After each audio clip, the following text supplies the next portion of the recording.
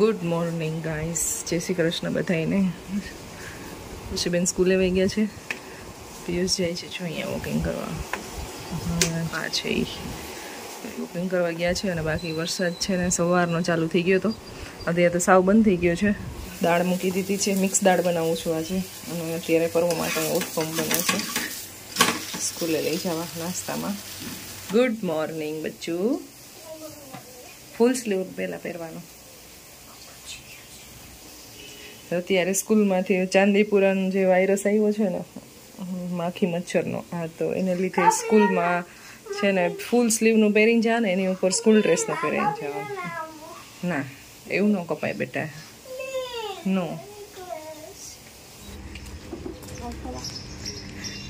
રાજકોટમાં તો ખાલી વાછટ આવી હોય ને એવું લાગે, ઝાપટા ઝાપટા. એકદમ જોરદારનો વરસાદ આખો દિવસ રહી, અને એવો વરસાદ હજી પડ્યો નથી.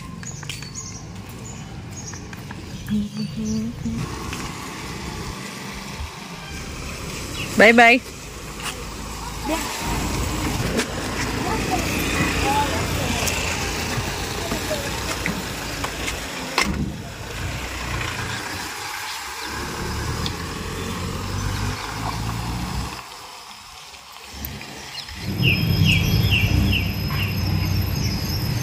Walking with exercise.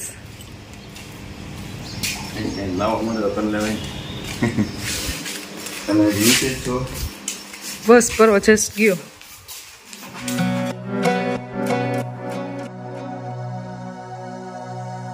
નાસ્તો થઈ ગયો છે અને ટિફિન બને છે અહીંયા. બસ ટિફિન ઇઝ રેડી. કાલના વિડીયોમાં એક કમેન્ટ હતી કે તમે તમારા દાદાને કે બાજરાના રોટલા જ ખવડાવો છો જ્યારે હોય ત્યારે, કે અને પોતે કે સવારમાં ઉત્પમ ને એવું ખાઈને જાય અને ત્યાં રોટલા ખવડાવે.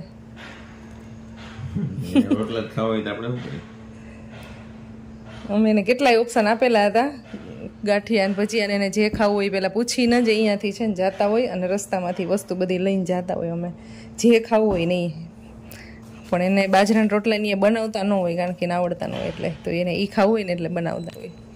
અને આમાં અહીંયાથી એના માટે તો સ્પેશિયલ ધક્કો ખાઈ છે, તેને ખવડાવી ન હોકી કેમ? જેને જે જઈને સમજાતું હોય ને બધાને તો સમજાય એવું. મારું મોટું ફૂલાયેલું નથી. એક ભાઈ એવું કીધું હતું.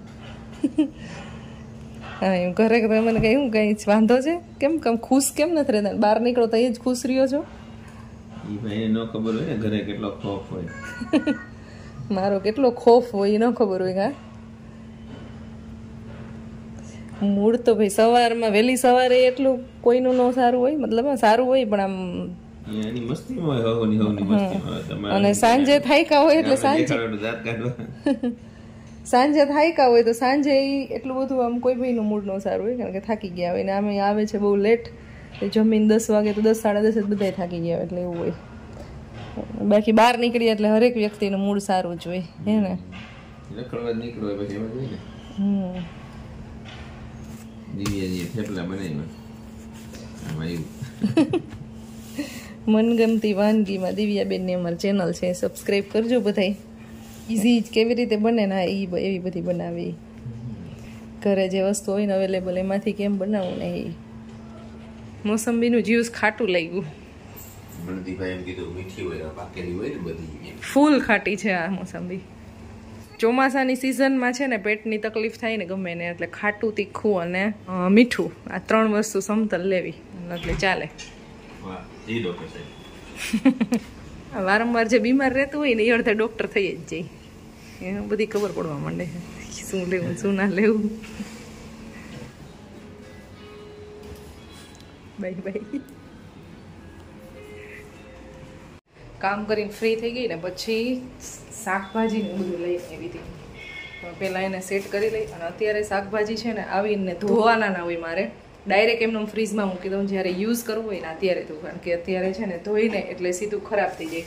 એમાં ખાસ કરીને કોથમીર હોય, મેથી હોય, એવી કાંઈ બી વસ્તુ હોય ને એને ધોઈ લઈને એમને જ રાખી દઈને તો એકદમ ફ્રેશ સરસ રહી. પછી ઇવન ટમેટા હોય ને તો કાંઈ બી હું શાકભાજી ધોતી નથી અત્યારે. જ્યારે યુઝ કરવું હોય ને અત્યારે ધોઈને પછી યુઝ કરવાનું.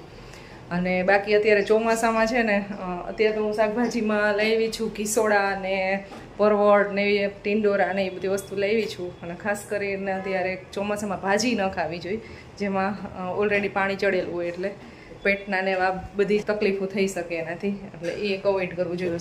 સાંજે કદાચ હું પરવળનું શાક બનાવીશ ને ભીસોડાનું બનાવીશ. બાકી સાથે ફ્રૂટ લીધું છે તો આ હું ધોઈ નાખું છું. ફ્રૂટ એ કંઈ એમને નથી રાખતા, એ ધોઈ નાખે. ગ્રીન એપલ છે ને બનાના તો કંઈ ધોવાના હોય નહીં. બસ બાકી બધી વસ્તુ આમને છે એમાં સેટ કરી ડેઈલી જે બધાય જે કપડાં પહેરતા હોય ને એ બધાની ઇસ્ત્રી કરવી પડે છે, કારણ કે એ ભીના અને થોડીક સ્મેલ આવે ને એવા ગમે નહીં. એટલે અહીંયા અત્યારે પોળા કરી દીધા હતા, તો આ બધા કપડાને છે ને બધામાં થોડીક ઇસ્ત્રી કરી નાખી શકે.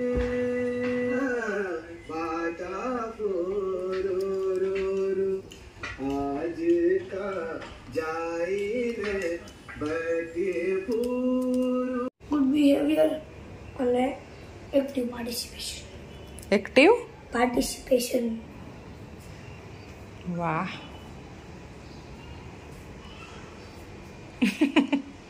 બસ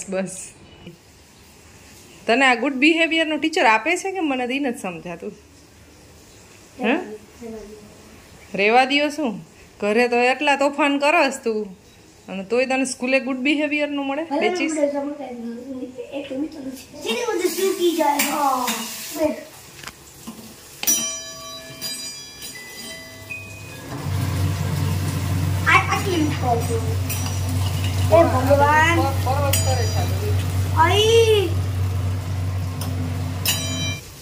કુકિંગમાં શું મજા આવે?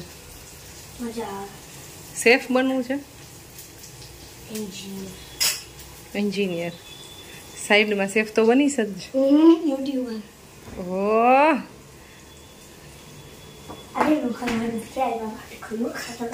શેની ચેનલ ખોલીશ? કુકિંગની ગેમર. મસ્ત દાલ, રાઈસ, સલાડ, ફ્રૂટ, દહીં. તમે જોઈ શકો છો પર્પલ બનાવવાનો છે. બીટવાળા ચપ્પુથી સુધાર્યું ને એટલે થઈ ગયું આનાથી. બરો હમણાં ગુડ બોય બની ગયો તું. હેલ્ધી વસ્તુ જ ખાસ ખાવું પડે છે. ચોમાસામાં આપણું પેટ ખરાબ થાય વારંવાર, એટલે છે ને હેલ્ધી ખાવાનું હોય. એમાં જંક ફૂડ એટલે નથી બનાવતી. ચોમાસામાં જ થાય તો પછી એટલે જ ખાવાનું એવું બનાવ્યું ભાઈ. તો અત્યારે અમે ખાઈ લઈશું, પછી અમે સુઈ જઈશું, પછી હોમવર્ક કરી લઈશું, પછી સાંજે રમવા જઈશું, પછી 9 વાગી જશે બહાર ઘરે આવતા રહીશું. વાડીની બોટલ લઈ જાય અને પછી જમી લઈશું પાછા. ચાલો મહાદેવ. 6 વાગી ગયા છે સાંજના. જવાનું છે આજે દીદીની ઘરે અત્યારે, કારણ કે ત્યાં અમારો છે ને તેલનો ડબ્બો પડ્યો છે તે લેવા માટે. તો હવે પતી ગયું છે ને આજને આજ જવું પડે એવું છે, એટલા માટે મેં કામે ફટાફટ પૂરું કર્યું. અને વરસાદ છે નહીં તો અત્યારે લેતા આવ્યો, અને હું ખુશી બે જાય છે.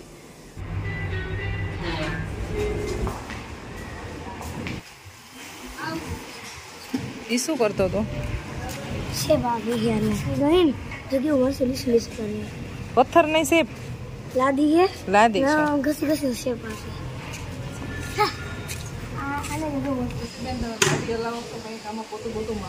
ખુશી બેન ગાડી અટતાય નથી. તમે ક્યાં હવે ચાલુ કર્યું? સાફ સફાઈ કઈ ગાડી રાખી.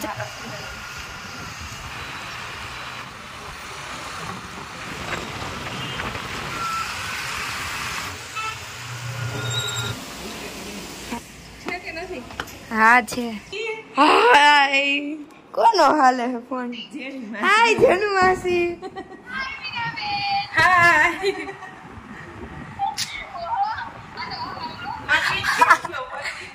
ઈ ન થાય.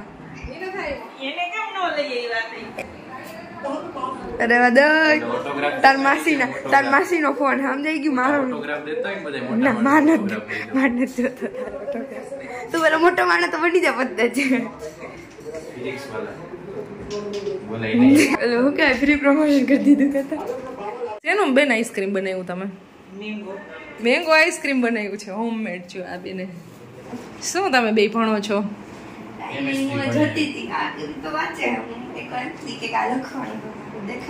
કેમેસ્ટ્રી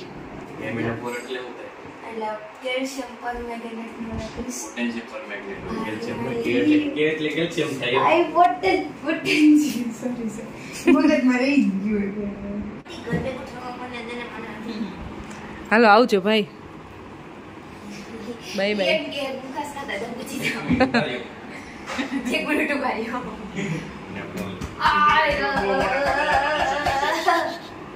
કેદી આવી છે એમ શેની સાઈન કરી મારી ખુદની સાઈન કરી કેમેરા ઉપર એમ નહીં એટલે આવીશ કેદી એના માટે નહીં છે નહીં કેમેરા ઉપર સાઈન કરવાની હોય મોટા માણસો કરે ઘરે જવાનું છે ગાઈસ થી તેલનો ડબ્બો લઈને જવાનો ભરેલો તેલનો ડબ્બો ખાલી નહીં ખાલી તમે હું લેવા ધક્કો ખાવ ખાલી તેલના ડબ્બા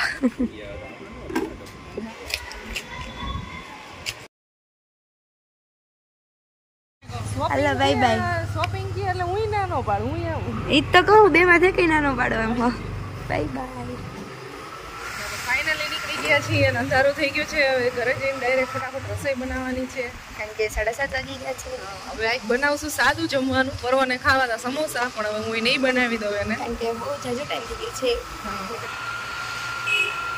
અમે આવી ગયા છીએ અહીંયા ડીપો માર્ટ છે ને પરવાને છે ને મેજિક પોપ લેવું છે થોડીક નજીક આવીને ગાડીઓ આવે મેજિક પોપ પરવાને મેજિક પોપ લેવું છે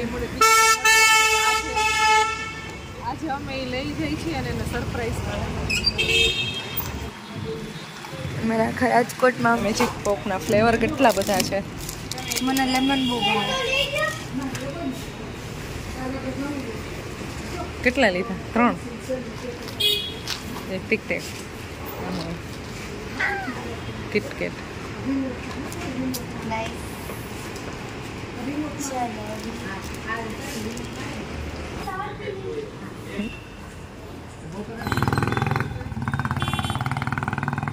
ખાલી પરવા માટે મેજિક પોપ અને ચોકલેટ બસ બે જ વસ્તુ ખાલી લીધી છે એમાં મારી ટિકટેક આવી ગઈ લેટ્સ ગો ચલો ચલો ઘરે પહોંચી ગયા છીએ અમે અને આજે જમવામાં બનાવવાનું છે પરોળનું શાક જે મેં ક્યારેય બનાવેલું નથી હું ફર્સ્ટ ટાઈમ બનાવવાની છું અને મેં ઘણી બધી રેસીપી જોઈ ને તો એની અંદર છે ને ડુંગળી ટમેટાની ગ્રેવી વાળી ને એવી જ વધારે મોસ્ટ ઓફ છે અને આલુ પરોળ છે તો સાથે બટેટા તો અમે કોઈ બી વસ્તુમાં મિક્સ કરતા નથી સિંગલ શાક જ બનાવી છીએ તો હું એ તો મિક્સ નહીં કરું પણ હવે એને હમણાં કટ કરી અને પછી વિચારું છું કે ડુંગળી ટમેટાની ગ્રેવીવાળું બનાવું કે સિમ્પલ બનાવું એમ બધી રેસીપી છે મોસ્ટ ઓફ એવી જ છે અને બાકી ભરેલા પરવળ છે પણ ભરેલું બનાવવું નથી સિમ્પલ બનાવું કે કેવું બનાવવું જોઈએ આમ તો કૂણા જ છે એટલે અંદર બી ને એવું છે એની ખાલી સ્કીન કાઢી અને કટકા નથી અને ચીરુંનું જ શાક છે તો હું એવી જ રીતે કટિંગ કરીશ આજે તો આ પરવળ લઈ લીધા છે હમણાં કટિંગ કરી નાખું પરવળનું શાક કટિંગ થઈ ગયું છે આવી લાંબી ચીરીમાં કાપ્યું છે અને વચ્ચેથી બી કાઢી નાખ્યા છે આમાં અને ફ્રાય કરી લઈશ બહુ નહીં પણ થોડુંક ફ્રાય કરી લઈશ અને પછી ડુંગળી ટમેટાની ગ્રેવી અત્યારે ખુશીબેન ઓલરેડી રેડી કરી રાખી છે તો પછી વઘારશું અને બાકી રૂટીન મસાલા તો બસ આવી રીતે પરવળનું શાક બનાવવાનું છે સંભાર ઓલરેડી બની ગયો છે પરવળ અત્યારે ફ્રાય થાય છે બસ 5 થી 7 મિનિટ એને આવી રીતે ફ્રાય કરી લેવાના છે બહુ જાજુ તેલ નથી મૂક્યું બહુ ઓછું જ મૂક્યું છે પછી એમાં એમાં શાક બનાવી નાખવાનું છે એટલે તો પરવળનું શાક રેડી થઈ ગયું છે અને ક્વોન્ટિટી તો બહુ ઓછી થઈ ગઈ છે પરવળ તળાઈ ગયું ને એમાં ગુવારના શાક જેવું લાગે ગુવાર નહીં દૂધીનું હોય ને દૂધીની ચીરું હા દૂધી મને ગુવાર ને દૂધી અત્યારે બીજી વાર લોટ બંધાય છે આ તો પરવા ડેડી એટલી રોટલી ખાધી શાક બહુ ભાઈવું લાગે છે જો હા એટલે જ ને કેટલી રોટલી ખાઈ ગયા શાક વધારે ભાઈવું લાગે છે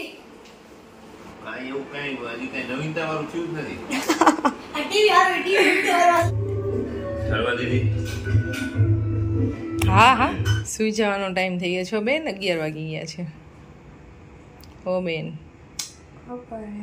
શું રાઇટિંગ કરસ મેં ક્વેશ્ચન આન્સર સ્ટીક કરાવ્યો ને એ લખવાનું એટલું થી આટલું લખ્યું મેં આ બે ફોલ્ડ અને આપણું સો ગાઈસ અત્યારે લખીને છે ને હમણાં આપણે સુઈ જશું તો વ્લોગને અત્યારે એન્ડ કરી દે. તો મળશે તમને જલ્દીથી એક નવા ઇન્ટરેસ્ટિંગ વ્લોગ સાથે. અગર તમને આ વ્લોગ પસંદ આવ્યો હોય ને તો લાઈક શેર સબસ્ક્રાઈબ કરજો અમારી ચેનલને અને કોમેન્ટ કરીને કહેજો કે આ વ્લોગ કેવો લાગ્યો.